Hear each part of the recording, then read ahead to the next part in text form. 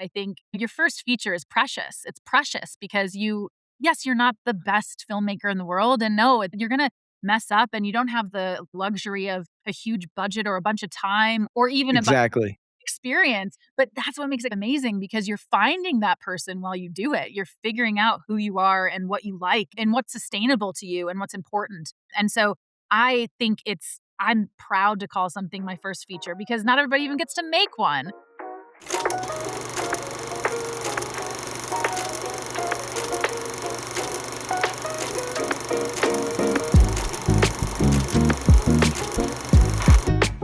Good day, filmmaker Kate Cobb of the amazing film BRB, Be Right Back. How do you prefer people to call it?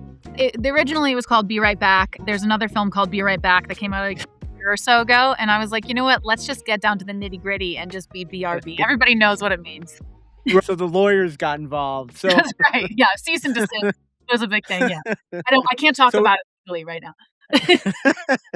Whatever it's called, it's fantastic. And it's world premiere at Slamdance. It's coming up this week. Is that is the experience of taking it so let's start from the beginning. Yeah. What is the film? What's the best way for you to describe it for somebody who hasn't heard about it? So I would say it's a coming of age film about two teenage girls in the early 2000s who go on a road trip to meet one of the sister's AOL Instant Messenger boyfriends. And it's as a lot of us identify with that time, you can imagine the absolute chaos that ensues. Yeah. And it's so beautifully in that time. And so it's premiering at Slamdance. And this is your second feature. Yeah. What did you learn from OKIE in terms of the festivals, distribution, and all that you took to this film? I think I learned that the festival part is such a joyful experience and to treat it as such. Yeah.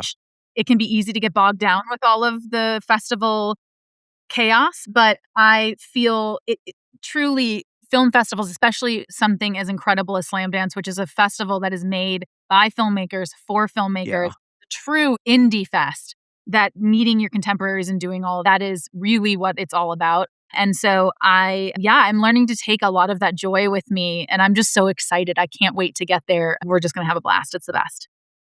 That's amazing. So you started off acting, correct? Yeah. And you went to UCLA.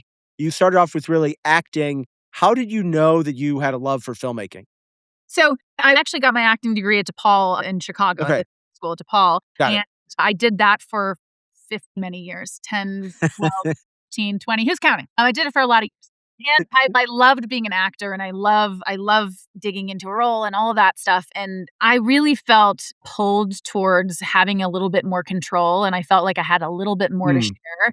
And when I turned towards directing, and when I did, I say this all the time, it was like putting on the right size shoes for the first time in my life. All of a sudden, I love that. Like, oh, wow, I'm using my artist heart, but I'm also using my like corporate shill brain. And I'm using every part. Every part of who I am is on and reflected in this process. And I watch a movie a night. So I've always been in love with films my entire life. The actual magic of having your thoughts and seeing them come into something, it's addictive. Once you do it, you can't stop. So I went to UCLA, I did some extension classes. And after that, I was a convert. And you made Dandelions, which was a short. It led into your first feature, OKIE, which is about a writer who returns to his hometown. He wrote a successful book about the hometown. So Dandelions, if I watch Dandelions, would I feel like, oh, I'm seeing OKIE in there? Yes, although I would still hope you'd see OKIE too. But yeah, it's very similar. The people are the same. The actors are the same. Dandelions was something that we put together because we felt the need to do something and to get the story out. And that's what we had at our disposal was the ability to make a 20-minute short. Of course. And we used that as a proof of concept to shop out and to get the funding for the feature. So the feature is really just an extension of Dandelions. Yeah. And would you recommend that approach, that sort of proof of concept type thing for a first feature? It's not for everybody, and it doesn't always work. But what it does do is hone your skills. It creates a necessity to really condense your story and to be really sure of how you want to dip your toes in that world if you're going to do it later on. And what I say to filmmakers all the time that are starting out is just do it. You have to learn doing a short with your friends, with your own money, staying for 5 days in some house and just running gun shooting and eating Taco Bell every meal. It's what makes you good at what you do later on, and that is the kind of stuff that you learn every single job that is on the film set, and if you learn every single job, no one can stop you from making a movie. So, I think that's the perfect place to cut your teeth and really be specific about what you wanna do. And I loved Oki. I thought it really the dialogue as a fellow Midwesterner, I thought it Thank you. really was very moving. And considering you watch a film a night, I'm very interested to hear your thoughts on this question. So when people say, "Oh, that's your first feature," it comes across slightly as condescending, right? In a little bit of a way. You know what? This is she did it. It's her first one, but maybe on the second one it'll get better. Yeah. And so how should people think in your mind when you're watching a film independently of your own film? Like, Mhm. how do you think of that idea of the first feature being like, on one hand, yes, which it should be graded against all the other films out there, but on the other hand, it's a director like doing it for the first time. So looking back on Oki and then thinking about it generally, what the words first feature mean, how do you think about the film Yeah, and then features? that's a really interesting question. My experience of making my first feature, I've made 3 now, and this Okay.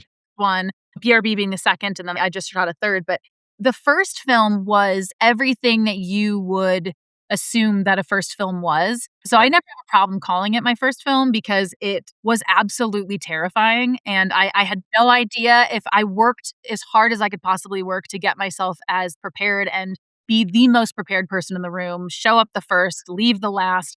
That's awesome. I felt that responsibility that you have as a director to be prepared and to support to create a loving environment and all of that. That was really the place that I think your first feature is precious. It's precious because yes, you're not the best filmmaker in the world. And no, you're going to mess up and you don't have the luxury of a huge budget or a bunch of time or even a bunch Exactly. experience, but that's what makes it amazing because you're finding that person while you do it. You're figuring out who you are and what you like and what's sustainable to you and what's important. And so I think I'm proud to call something my first feature because not everybody even gets to make one. So, Exactly. and it's far from a perfect film, as are my other 2 films, far from perfect, but they are full of heart, and that is the thing that's what I bring to each thing. And yeah, your skill gets better, but you know what? Who cares? Get out there and make I love that, Kate. So, an interesting thing about your career is that you were in Oki as an actress, yeah. and then you also direct films that were written by someone else. And I feel like so many new first film directors, second film, are like scared to make that jump. They'll be like, "No, I'm directing what I wrote."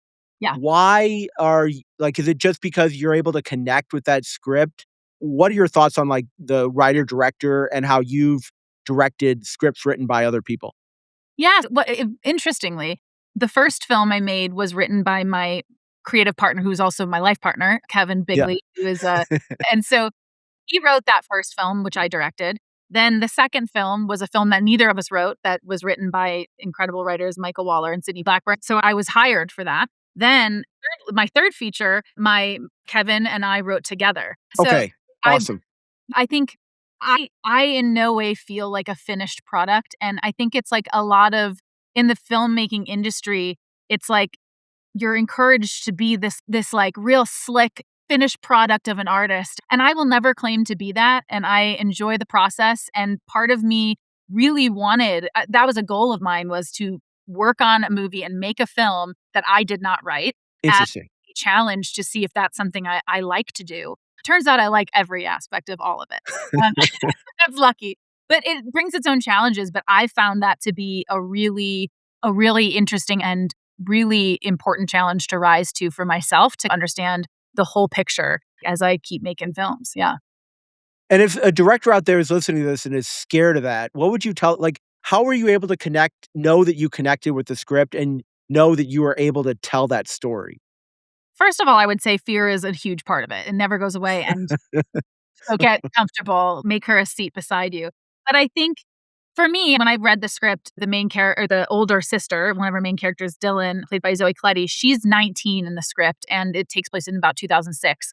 And in 2006, I was 19. Okay. A movie about girlhood and AOL Instant Messenger and the pain of awkward adolescence and all of that, I can identify with that extremely well. I knew that I felt a connection to the film because I saw myself within it. And I think that that is one of the non-negotiables for me as far as making films, is that I want my audience to be able to see themselves within it. And in order to do that, it has to start with me seeing myself within it also.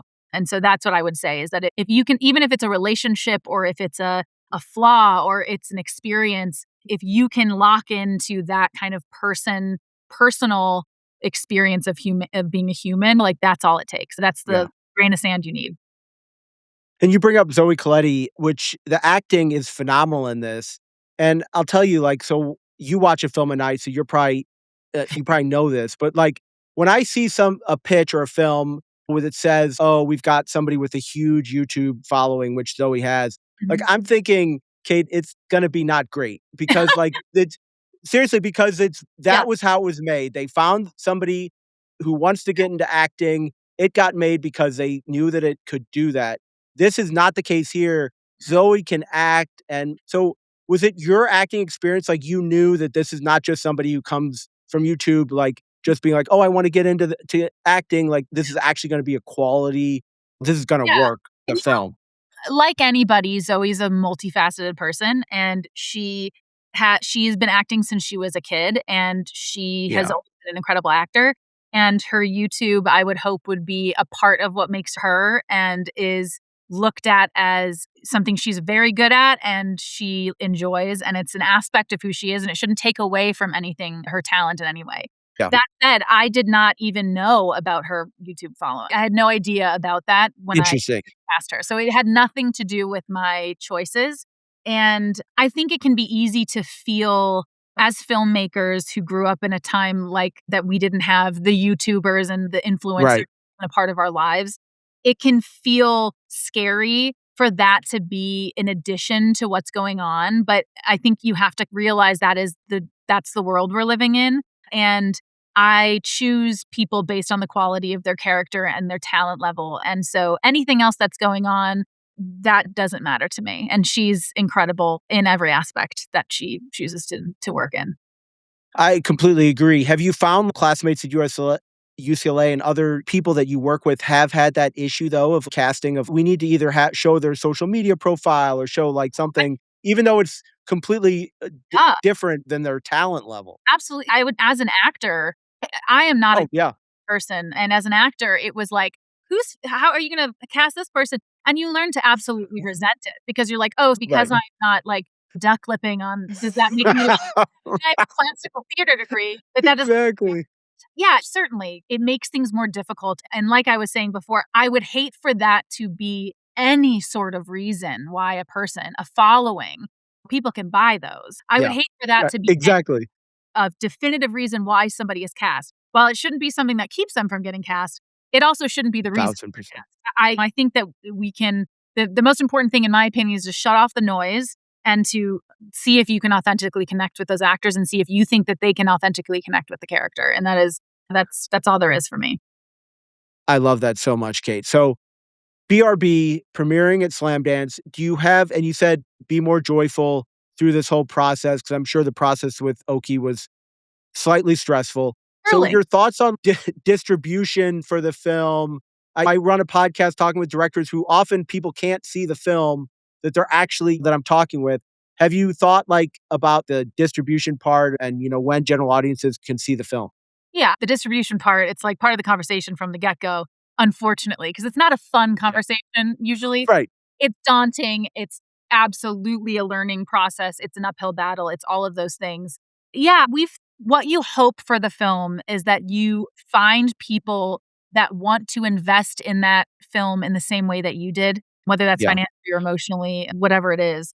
And that's what I would hope for with this film. Number 1 is that I want people to connect with it. And I'm really open to however that has to happen and can happen. So, yeah, I think we are hopeful with distribution just in that I would hope that what it creates is an open door, not only for people to see the film, but an open door for our incredible actors to get the attention they deserve, for my incredible Absolutely. to get the attention it deserves, and just the ability to, like, keep the ball rolling. That is number 1. It's always about what can we do next, and distribution is a huge part of that. So Yeah. it is tempting, but it's certainly part of the conversation. Yeah. I feel like it really helps the actors on your set to know that you had the experience that they had. Like, you weren't just coming into it as this director who went to film school, did all this stuff, but you were in their shoes. I feel like that really probably helped you connect with the Oh, actors in your films. yeah, I have been on so many sets. I was an actor for years, and I've been on so many different types of sets, and let me tell you, most of them are run by men. I had a lot of thoughts on that as far as basically it gave me a map. Not all men, obviously, they're incredible male directors and filmmakers, but it gave me a map on what I didn't wanna do. And one of the things that was super important to me was that the absolute enemy of creativity is when people cannot feel vulnerable. It is the enemy Mm, of anything.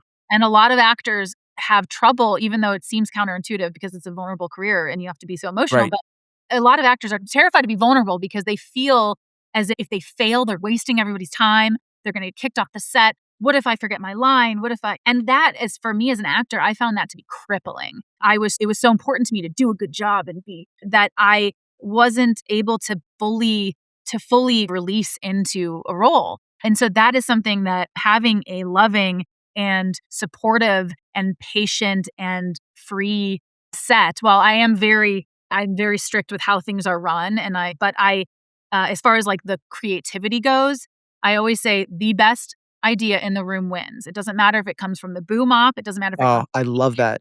comes from the actor. Everyone is free to, as long as we stay organized, everyone is free to bring their creativity and to offer their thoughts and their soul and all that stuff because honestly, it makes your project so much better. I'm like, Oh, who is 1000%. running around screaming at everybody about things? Like, just listen, and you might find that it makes you look better. So that's my number one is to create a loving environment like that, which sounds cliche, but it is true.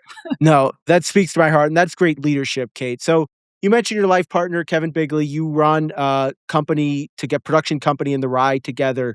Other than Mary, what kind of advice would you give on that relationship? Like for somebody looking to work with their partner, what would you tell them? Yeah, certainly not for everybody. My marriage and my business partner relationship, they're similar in the way that they're based on respect. We started as friends in college and we've stayed friends throughout this entire experience. And I think That's awesome. respecting your partner, whether it's in your work or in your home life, is number one. We truly are inspired by each other and we like to be challenged by each other. And as far as like a teammate, I know that he has my creative heart and also my heart. I trust him with those things. And yeah, I think it's like trusting your partner and trying it and also not letting it be the thing we always say is like the hardest part about being married to your business partner is that we talk all day long. It's Right. never ending. And so we're like, we're going to take a vacation. And then we like come up with a new movie on the way it never, but as people who are happily obsessed with their work and we're fine with that. Yeah. I love that, Kate. So what's next? BRB premiering, and Yeah. then Collect, which is your third film, which you've already finished filming. I assume it's in post-production. Do you Yeah. have any thoughts on that or Yeah. ready to talk So about that in any way?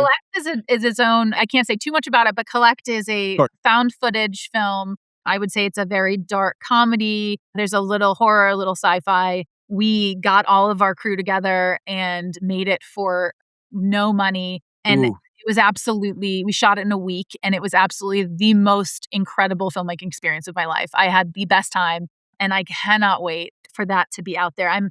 That is one that we co-wrote, that I directed, and I acted in, unfortunately, because I'm free, so I had to be in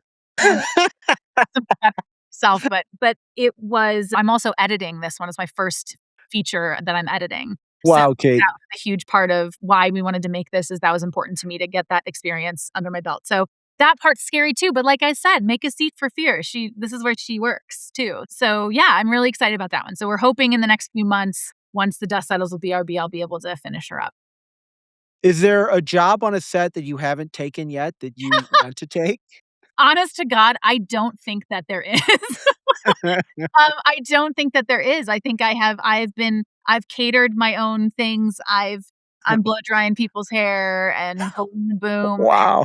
camera. Yeah, but again, if you learn how to do everything, nobody can stop you. It's the cheat I code. love that. I love that, Kate. So, Indie Film Podcasts love supporting other people's projects. Obviously, you've done that throughout your career of just like helping other people move forward. Is there a film out there or filmmaker that you wish more people knew about? Oh, wow. Obviously, now they're in the limelight as far as two of my favorite filmmakers are Jeff Nichols and Sean Baker. Now everybody knows their films, but there was a time when people didn't. Gun Stories and Florida Project and Red Rocket and Tangerine and all those films that are outside of kind of their most those are incredible films. But as far as some of the when we were on the filmmaking circuit or the festival circuit for OKIE, there were some filmmakers I met that I could not believe what they accomplished with the budgets they Yeah, had, the time they had. I know. One of them, there was this film called Edge of Everything. It's directed by Sofia Bella and Pablo Feldman, I believe, or it might be Sabea.